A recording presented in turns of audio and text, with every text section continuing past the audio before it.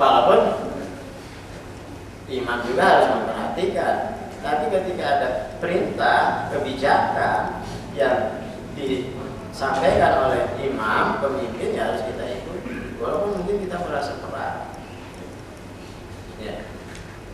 Selama tidak maksiat, kalau maksiat ya tidak boleh diikuti. Pengertian maksiat, Imam Nawawi dalam Syarah Sahih Muslim menjelaskan yang dimaksud dengan maksiat yang tidak boleh diikuti adalah maksiat dengan dalil qat'i. Artinya dalilnya Al-Quran, sunnah mutawatir, dalilnya qat'i, bukan dalil zanni. Artinya bukan maksiat yang masih diperdebatkan. Ada sebagian ulama mengatakan ini dosa, ada sebagian ulama mengatakan juga biasa, bukan dosa, bukan maksiat.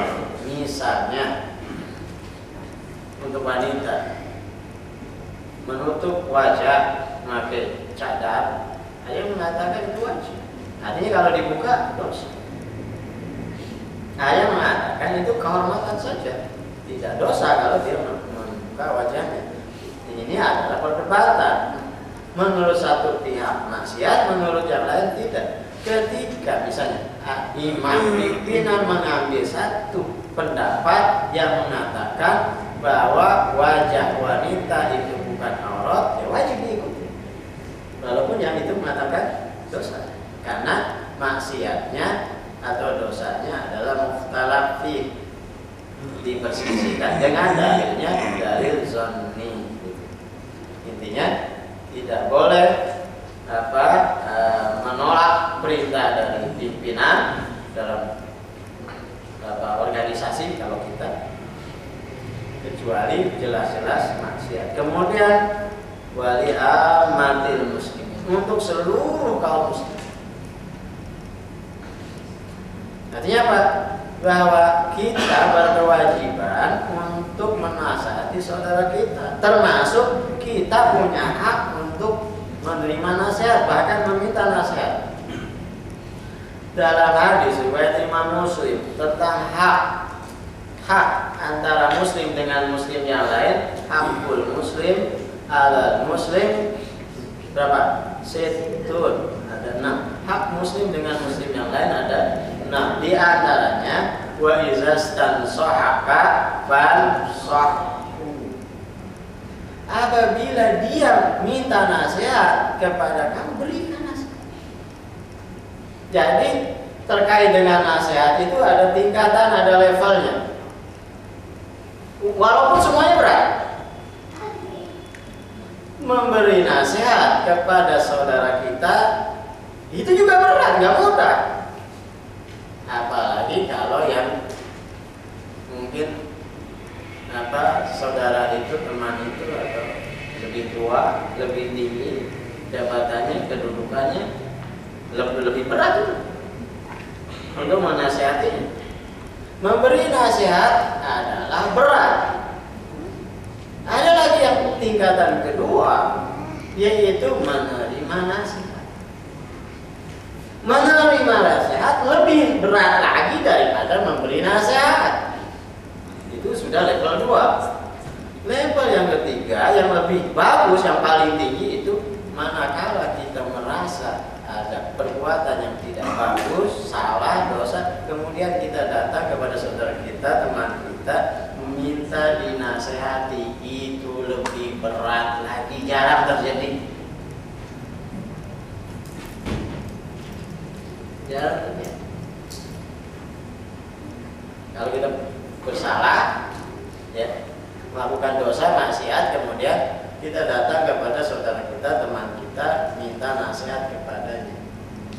Dalam kaitan hak dan kewajiban antara sesama muslim itu harus sampai pada tingkat wa izastan sohaka fansohu, apabila dia meminta nasihat kepadamu, berilah nasihat sesuai dengan apa yang dia inginkan. Jadi ada 3 level: memberi nasihat, menerima nasihat, dan meminta nasihat.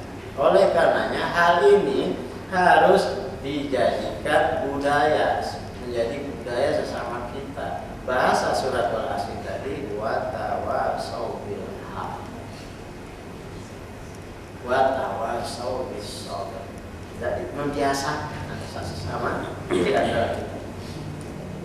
Intinya bahwa kita berkewajiban untuk mengingatkan saudara kita ketika kita melihat saudara kita mungkin berbeda. Dan kita juga ya, harus sampai pada tingkat minta dinasihati oleh saudara kita ketika kita melakukan kesalahan.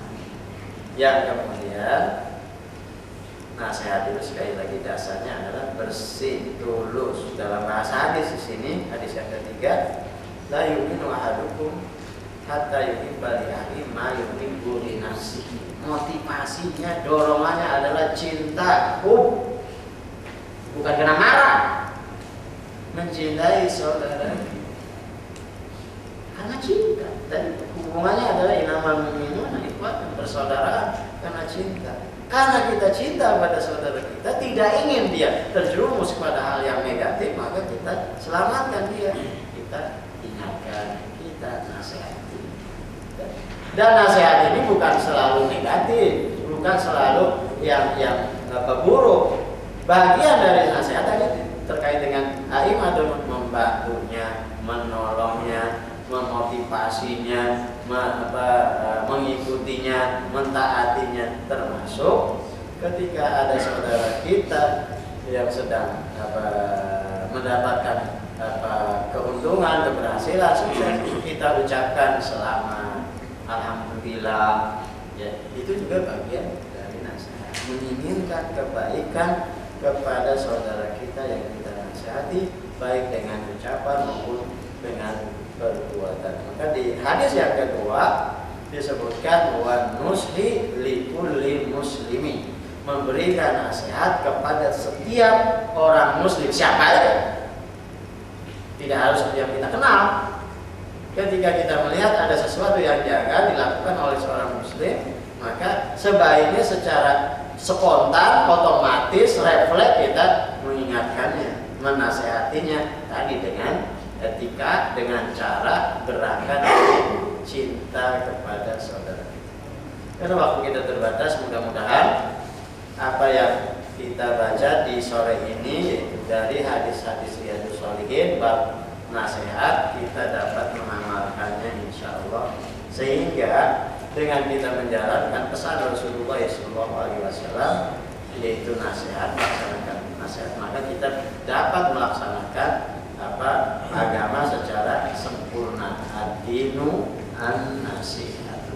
Kurang lebihnya mohon maaf. Assalamualaikum warahmatullahi wabarakatuh. Alhamdulillah, jazakallahu khairan pada Ustaz Abdul Bais yang